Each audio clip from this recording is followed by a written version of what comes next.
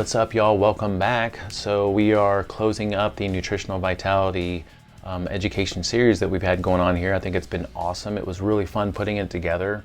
Really gave me some really good insights on how to assess foods. And today what I want to do is just do a short summary of our key concepts.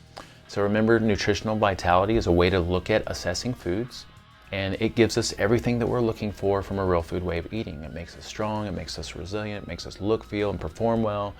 It makes us happy and emotionally stable, and it gives us a strong immune system.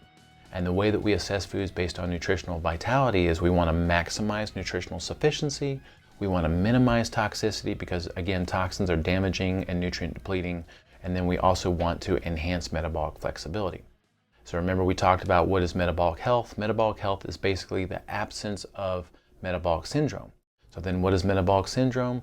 Metabolic syndrome is this cluster of symptoms including being overweight or having a less than optimal body composition, having high blood sugar levels, being pre-diabetic or diabetic, having high blood pressure, having inflammatory markers, and or having poor lipid numbers. All right, you cluster those together and that's what we call metabolic syndrome. And we know from a functional perspective that the main contributor to metabolic syndrome is going to be insulin resistance. And one of the main ways that we achieve insulin resistance is going to be consuming too many carbohydrates, too often in the day, or having too many meals in a day, and then doing that over a long period of time. That is what contributes to insulin resistance.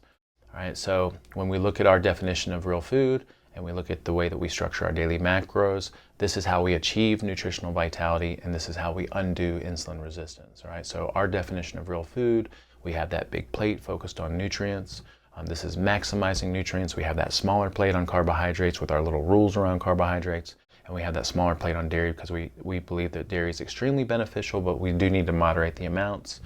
So we have maximum nutrients, we have minimum toxins, and then by the way that we structure our daily eating through our ideal days meals, we create metabolic efficiency because we have no carbs first part of the day, no snacking in between our main meals, and a little bit of carbohydrates in the evening from real food sources in moderated amounts. All right?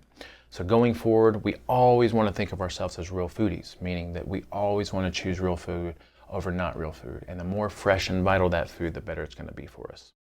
So nutritional sufficiency principles: eat 100% fresh real food with minimal approved, and what we mean by approved is the things that we can consume that are made with the right ingredients. So we do have potato chips and ice creams and desserts and snacks that check out because they have appropriate ingredients, but they're not really contributing to this nutritional sufficiency that we're looking for. All right, and then we want to make the majority of the food that we eat from animal meats, traditional fats, and nutrient-dense vegetables. Carbohydrates need to be in smaller amounts later in the day, and from real food sources. And then over time, as we become more veteran with real food, we want to start to supplement with superfoods and strategic supplementation. So some toxicity principles to abide by going forward. At a minimum, we always want to swap our toxic foods with SHT approved items. So at a minimum, we always want to choose the right thing made with the right ingredients. So if I'm going to have some ice cream, if I'm going to have some chips, I want to make sure that it's an appropriate ice cream, an appropriate chip. But again, those things need to be consumed very infrequently, right, if we want to look, feel, and perform our best.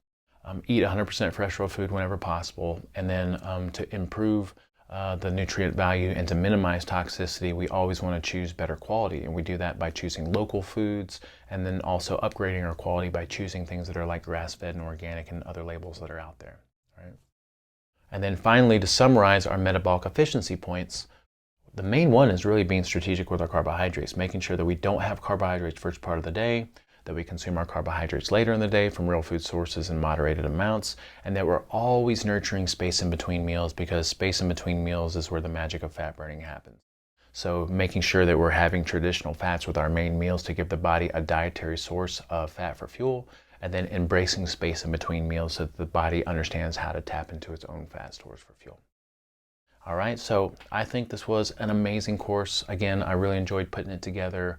Hopefully for those of us that are veteran, it confirms a lot of things that we already knew to be true.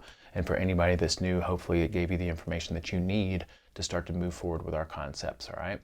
So again, if you have not joined us yet, join our community at community.superhumantransformation.com, and we will see you guys soon. Thank you so much.